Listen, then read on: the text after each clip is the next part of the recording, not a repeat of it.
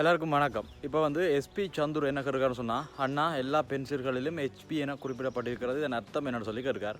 இப்போ ஹெச்பியோட மீனிங், இந்த பென்சில்களில் ஹெச்பி என்று போட்டிருக்கு. இந்த ஹெச்பியின் மீனிங் என்று பார்த்தா, ஹெச் அப்படின்றது அந்த பென்சில்களோட கடினத்தன்மை, அதாவது அந்த பென்சில்களோட நடுவில் இருக்கிற அந்த காரியத்தின் கடினத்தன்மையை அந்த ஹெச் குறிக்குது.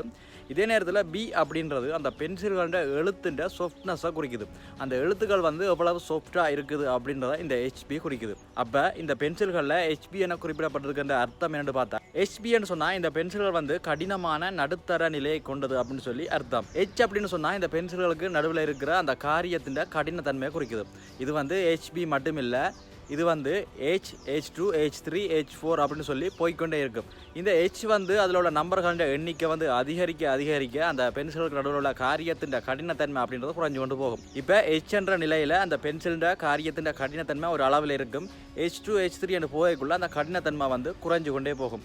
இதே போல் B அப்படின்றது அந்த பென்சில்கள் எழுதுகிற எழுத்தின் சாஃப்ட்னஸை குறிக்குது. இங்கே B அப்படின்றது B மட்டும் இல்லை, B2, B3, B4 போய்கொண்டே இருக்கும்.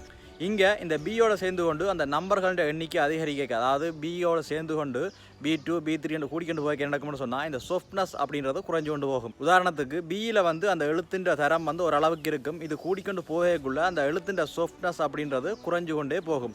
அப்போ இங்கே ஹெச்பி அப்படின்றதோட மீனிங் என்று பார்த்தா, இந்த பென்சில்கள் கடினமான நடுத்தர நிலையை கொண்டது அப்படின்னு சொல்லி அர்த்தம்.